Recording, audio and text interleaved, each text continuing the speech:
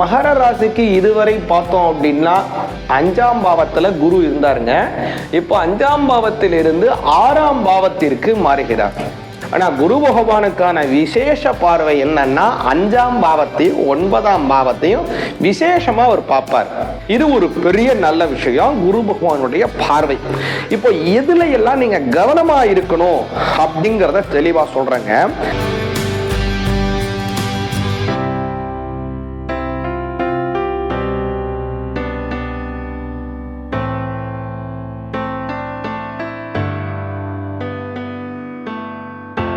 ரெண்டாயிரத்தி 25 முக்கியமான ஒரு பயிற்சி நடக்குதுங்க. அது குரு பகவானினுடைய பயிற்சி. மே மாசம் 11ஆம் தேதி குரு பயிற்சி நடக்குதுங்க, மத்தியானம் 1:28க்கு. இந்த குரு பகவானினுடைய பயிற்சிங்கிறது எல்லா ராசிக்காரங்களுக்கும் ரொம்ப ரொம்ப முக்கியமா இருக்கு. ஏன்னா குரு பகவான் அப்படிங்கிறவர் எந்த இடத்துல இருக்காரோ அதை விட எந்த இடத்தை பார்க்கிறாரோ அதற்கு தான் நன்மைகளை கொஞ்சம் அதிகமாகவே தருவார். குரு இருக்கிற இடம் கெடுப்பாரு, பார்க்கிற இடத்துக்கு அள்ளி அள்ளி கொடுப்பாருன்னு சொல்லுவாங்க. அது என்னங்க, குரு பார்வை ரொம்ப முக்கியம். குரு பார்வை எதற்கு ரொம்ப அவசியம் அப்படிங்கிறத நான் உங்களுக்கு சொல்றேன் கேளுங்க. ஒரு இக்கட்டான சூழ்நிலையில நீங்க மாட்டிட்டு இருக்கீங்க. ஒரு பேரும் கஷ்டம், அதிகப்படியான ஒரு சுமையை உங்களுக்கு தருது. அந்த சமயத்துல எல்லாருமே உங்க கூட இருக்கலாம், இல்ல இல்லாமல் கூட இருக்கலாம். எல்லாரும் பக்கத்துல இருந்தாலும் கூட உங்களுடைய கஷ்டத்திற்கு அவங்களால ஒரு உதவி செய்ய முடியாத சூழ்நிலைக்கு அவங்க இருக்காங்க. உங்களுக்கு நன்மை செய்யணும்னு நினைக்கலாம், ஆனா அதற்கு சூழ்நிலையை அவங்களுக்கு ஒத்துழைக்காம போயிடும். அப்போ உங்களுடைய கஷ்டங்கள் அதிகமா இருக்கக்கூடிய அந்த சமயத்துல திடீர்னு உங்களுக்கு ரொம்ப வேண்டிய சகாயம் செய்யக்கூடிய ஒரு முக்கியஸ்தர் உங்களுக்கு போன் பண்றாரு. உங்க சூழ்நிலையை டக்குன்னு புரிஞ்சுக்கிட்டு உங்களை அவர் அப்படி பார்க்கிறார், உங்களுடைய கஷ்டத்தை அவர் பார்க்கிறார். அப்படி உங்களுடைய கஷ்டத்தை அவர் பார்த்து அவர் கஷ்டமாக அதை உணர்ந்து அதை உடனே நிவர்த்தி செய்யறார் ஒரு போன்ல அப்படின்னா உங்களுக்கு எப்படி ஒரு டிராமாட்டிக்கான ஒரு மாற்றங்கள் வரும். அதுதான் குரு பகவானினுடைய பார்வை. அந்த குரு பகவான் பார்வை அப்படிங்கிறது எந்த இடத்தை பார்க்கிறாரோ அதுல இருக்கக்கூடிய கஷ்டத்தை அப்படியே மாத்திடுவாருங்க. குரு பகவானினுடைய பார்வை ரொம்ப முக்கியமானது. அந்த வகையில ஒவ்வொரு கட்டத்தையும் நீங்க பார்த்தீங்க அப்படின்னாங்க ஒவ்வொரு விதமான பாவத்தை குறிக்கக்கூடியது. முதல்ல பாவம் காலபுருஷ தத்துவத்தினுடைய ஜென்மஸ்தானம் அப்படிங்கிறது நம்மளுடைய தலை, நம்மளுடைய சுய கௌரவம், நம்மளுடைய நம்பிக்கையை குறிக்கக்கூடியது.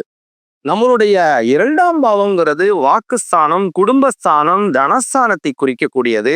3ஆம் பாவம் சகோதரஸ்தானம், தைரியஸ்தானம், வீரஸ்தானத்தை குறிக்கக்கூடியது. 4ஆம் பாவம் அப்படிங்கிறது மாத்ருஸ்தானம், சொந்த வீடு, வசதி, வாகனம், சுகங்களை அனுபவிக்கக்கூடிய ஸ்தானம். 5ஆம் பாவம்ங்கிறது புத்திரஸ்தானம், புத்திரன் குழந்தைகளை தரக்கூடியது. அதே போல பூர்வ புண்ணியங்களை தரக்கூடியது, தெய்வ வழிபாடுகளை தரக்கூடியது. அதே போல 6ஆம் பாவம்ங்கிறது நமக்கு தரக்கூடிய நோய் நொடிகளை குறிக்கக்கூடியது, எதிரிகளை குறிக்கக்கூடியது. அதே போல நம் ஏற்படக்கூடிய கடனை உருவாக்கக்கூடியது 6ஆம் பாவம்.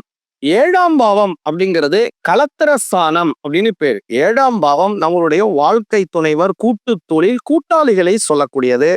8ஆம் பாவம் மன கஷ்டத்தை தரக்கூடியது, தேவையற்ற மாற்றங்களை உருவாக்கக்கூடியது, ஆயுள் ஸ்தானம். 9ஆம் பாவம் அப்படிங்கிறது பாக்கியஸ்தானம், உங்களுடைய தந்தையாரை கொடுக்கக்கூடிய பித்ருஸ்தானம் அப்படின்னு பேரு. 10ஆம் பாவம் கர்மஸ்தானம், ஜீவனஸ்தானம் அப்படின்னு பேரு. 11ஆம் பாவம் லாபஸ்தானம், 12ஆம் பாவம் விரயஸ்தானம். அதே போல வெளிநாடு வெளியூர் செல்லக்கூடிய ஸ்தானமும் 12. அப்போ இதுல எல்லா விதமான ஸ்தானங்களிலும் நல்லவைகளும் இருக்கு, கெடுவைகளும் அதுல கலந்தாப்புலதான் இருக்கு. அப்போ குரு பகவான் பார்க்கும்போது நல்ல ஸ்தானமாக இருந்தால் நல்லதை அதிகமா செய்வாரு, கெட்ட ஸ்தானத்தை பார்த்தாருன்னா அந்த கெடு பலன்களை கம்மியாக குறைப்பாரு. அந்த கெடு பலனை தவிர்த்து நல்ல பலனையும் உங்களுக்கு தருவார்.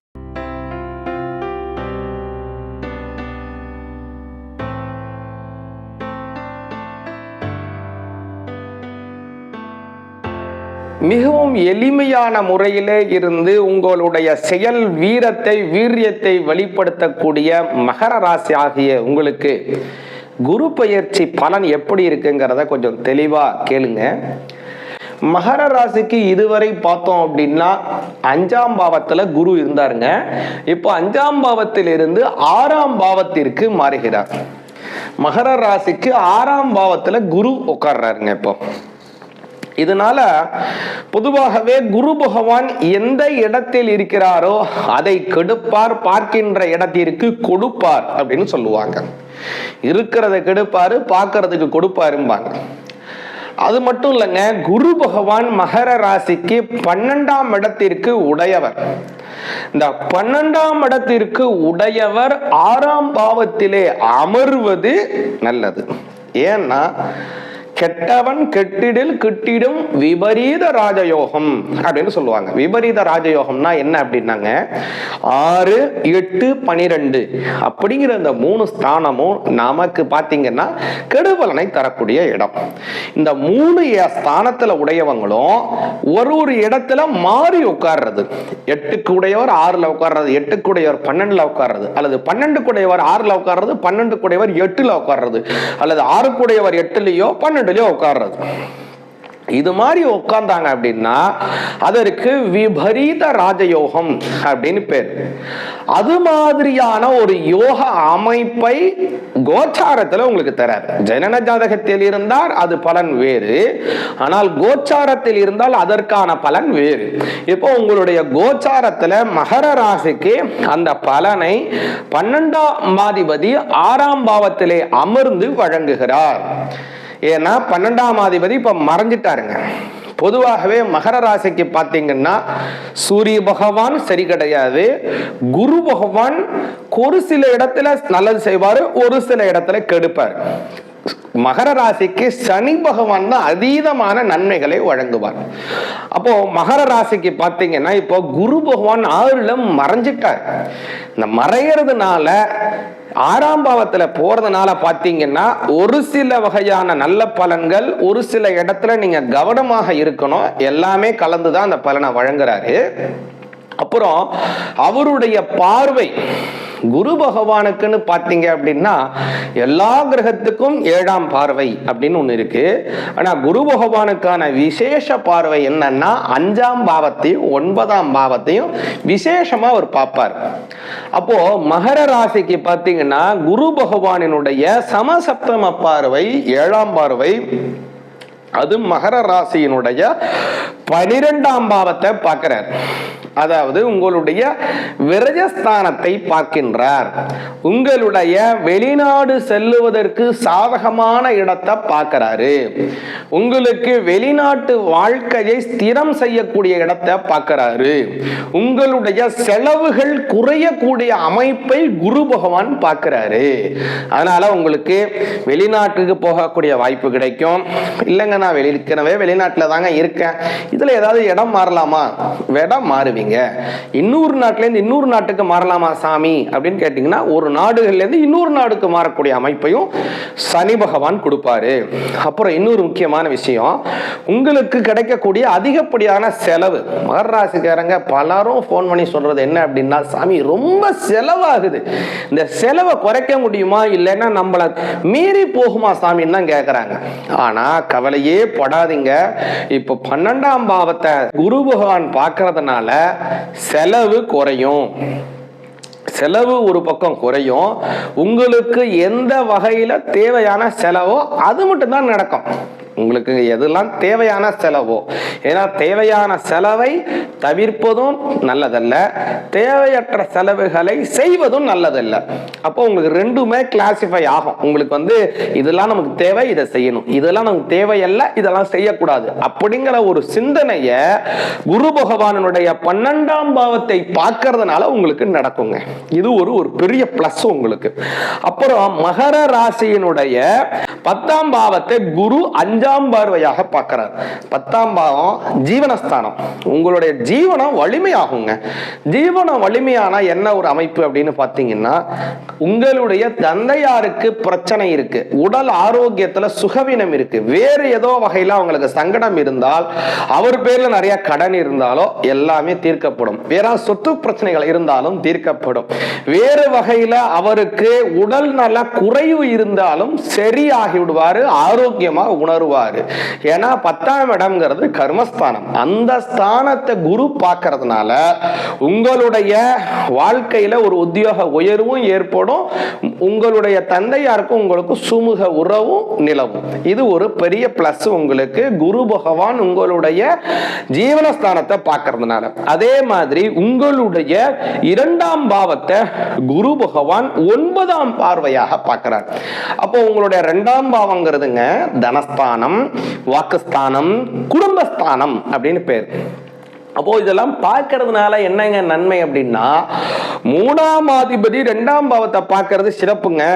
எப்படியான சிறப்பு அப்படின்னு கேட்டீங்கன்னா, உங்களுடைய சகோதர சகோதரிகளிடம் இருக்கக்கூடிய கருத்து வேறுபாடு மறையும், பொருளாதார வரவுகள் ஏற்படும், உங்களுக்கு எதை செஞ்சா வருமானம் அதிகரிக்கும், எதை செஞ்சா உங்களுக்கு பொருள் நஷ்டங்கள், நேர விரயங்கள் மற்றவங்களுக்கான பிரயோஜனமாகவே இருக்கும். உங்களுக்கோ உங்களுடைய குடும்பத்துக்கோ உங்களுடைய சார்ந்தவங்களுக்கோ அது நன்மையை பயக்காதோ அந்த மாதிரியான விஷயத்திலிருந்து நீங்க வெளியாயிடுவீங்க.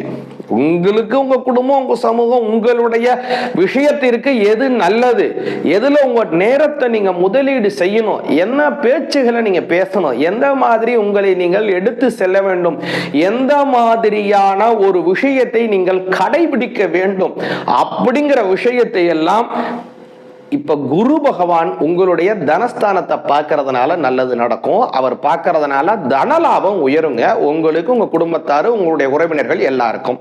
இது ஒரு பெரிய நல்ல விஷயம், குரு பகவானுடைய பார்வை. இப்போ எதுல எல்லாம் நீங்க கவனமா இருக்கணும் அப்படிங்கறத தெளிவா சொல்றேங்க. இப்போ சனி பகவான் 3ஆம் பாவத்திற்கு அதிபதி இப்போ 6ஆம் பாவத்துல போறாருங்க. அதனால வாழ்க்கை துணைவரோட கொஞ்சம் கருத்து வேறுபாடு ஏற்பட வாய்ப்பு இருக்கு, மன கசப்புகள் ஏற்பட வாய்ப்பு இருக்கு. அதனால கணவன் மனைவி இடையே, நீங்க கணவரா இருந்தீங்கன்னா உங்க மனைவி கிட்ட, அல்லது நீங்க மனைவியா இருந்தீங்கன்னா உங்க கணவர்கிட்ட ஒரு சில விஷயங்களை நீங்க விட்டு கொடுத்து போங்க. அவர் ஒரு சில விஷயத்துல நீங்க சொல்றாரா, நீ கொஞ்சம் அட்ஜஸ்ட் பண்ணி போங்க. இல்ல நீங்கள் அவர் சொல்லும் போது அட்ஜஸ்ட் பண்ணாமலே இருக்காரா, அதையும் நீங்க கொஞ்சம் டாலரேட் பண்ணி போங்க. நீங்களே விட்டு கொடுத்து போறீங்க, அவர் விட்டு கொடுத்தே போகலையேங்கிற மாதிரியான ஆதங்கப்படாதீங்க. அதனால எந்தெந்த இடத்துல எல்லாம் நீங்க ரொம்ப கொஞ்சம் இது பண்ணி போகணுமோ அதுல ரொம்ப கவனமாகவும் நீங்க போயாகணும் வாழ்க்கை துணைவர் சார்ந்த விஷயத்துல. அப்புறம் முக்கியமானது உங்களுடைய சுய இடம், அந்த ஸ்தானத்தை அவருக்கு நேரடியாக அல்லாமல் மறைமுகமாக உங்களுடைய ஸ்தானத்தினுடைய முக்கியத்துவத்தை வலிமையா சொல்லுங்க. உங்களுக்கு என்ன தேவை, உங்களுக்கும் அவருக்குமான உறவுல எதெல்லாம் முக்கியம், அதுல நேரடியா சொல்லாம மறைமுகமாக அவங்களுக்கு உணர்த்தணுங்க. இதுதான் ரொம்ப ரொம்ப முக்கியம். இதை நீங்க செஞ்சீங்க அப்படின்னா உங்களுக்கும் உங்க வாழ்க்கை துணைவருக்கும் பெரிய விஷயம் மனக்கசப்புகள் வந்தாலும் கொஞ்ச நேரத்திலேயே அது மறைஞ்சிரும், மறுபடியும் 2 பேரும் ஒண்ணு சேர்ந்துருவீங்க. அப்புறம் இன்னொரு முக்கியமான விஷயம் என்னன்னு கேட்டீங்கன்னா, 8ஆம் பாவத்துல இருக்கிறதுனாலங்க தேவையற்ற இடையூறுகள் வரலாம். முக்கியமான இடத்துக்கு போகணும், ஒரு டயத்துக்கு போகணும்னு நினைச்சா அப்பதான் டிராபிக் ஜாம் ஆகும், நீங்க அந்த டயத்துக்கு போய் சேர முடியாது. ஒருவேளை நீங்க டயத்துக்கு அங்க போயிட்டாலும் நீங்க பார்க்க வேண்டிய நபர் அந்த இடத்துல இருந்து ஏற்கனவே முன்னாடியே புறப்பட்டு இருக்கலாம், இல்ல அவர் வந்து சேருவதற்கு காலதாமதமாகும். இப்படிங்கிற மாதிரி பலவிதமான காலதாமதத்தை ஏற்படுத்துவாரு இந்த இடையூறு 8ஆம் பாவத்துல. 6ஆம் பாவத்தில் இருக்கக்கூடிய சனி பகவான். அப்புறம் முக்கியமான விஷயம் என்ன அப்படின்னா, மகர ராசிக்காரங்க பொதுவாகவே பார்த்தீங்கன்னா ரொம்ப நிதானமானவங்க, அவங்களுடைய வேலை என்னங்கிறத நல்லா புரிந்து கொண்டவங்க, அந்த வேலைய வலுவாம செய்வாங்க. அவங்க வேலை என்னவோ அவங்களுக்கு நல்லா தெரியும், அவங்களுக்கு என்ன லிமிட், எதுவரை அவங்க பிளே பண்ணலாம் அதுவரை முழுமையா அவங்க பிளே பண்ணுவாங்க. அந்த நேரத்தை முழுமையும் ஆக்குப்பை பண்ணிப்பாங்க. அப்படி அவங்க பிளே பண்ணியும் கூட அஷ்டமஸ்தானத்தில் இருக்கிற குரு பகவான் பகவான் கொஞ்சம் அதிகமான பலனை தராமல் குறைச்ச பலனையே கொடுப்பார். அதனால குறைச்ச பலன் தான் கிடைக்குது, நம்ம குறைச்சே வேலை செய்வோம் அப்படின்னு நீங்க நினைக்காதீங்க. ஏன்னா இப்ப 6ல் இருக்கிற குரு 2026 மே மாசத்துல என்ன செய்வார்னா உங்களுடைய 7ஆம் பாவத்துக்கு வருவார். இப்ப நீங்க செய்யக்கூடிய வேலைக்கு இப்ப பலன் கிடைக்கலனாலும் கூட அடுத்து குரு 7ஆம் பாவத்துக்கு வந்துட்டாருன்னா இப்ப செய்யற வேலைக்கு அப்ப பலனை கொடுத்துருவார் உங்களுக்கு. அதனால உங்களுடைய வேலையில எந்த விதமான காம்ப்ரமைஸும் அல்லாமல் எப்போது எப்படி நீங்க வேலை செய்வீங்களோ அதே மாதிரி உற்சாகத்துடன் உத்வேகத்துடனும் நீங்க வேலை செய்யணும். அப்போ உங்களுக்கு ரொம்ப நல்ல பலன் நல்லா கிடைக்கும். இது ஒரு முக்கியமான விஷயம். அதே மாதிரி மகர ராசிக்காரங்க இந்த சமயத்துல முக்கியமாக பைரவரை கும்பிடுங்க. பைரவரை தேய்பிறை அஷ்டமி, வியாழக்கிழமை இதுலலாம் கும்பிட்டுவாங்க, ரொம்ப நல்லதுங்க. அப்புறம் சனி பகவானினால், ஏன்னா சனி 7.5 சனி நடந்துகிட்டு இருக்கு, சனிக்கிழமையில சனி பகவானுக்கு எள்ளு தீபம் ஏத்துங்க. இது மாதிரி செஞ்சு வந்தீங்கன்னா ரொம்ப நல்ல பலன் கிடைக்கும்.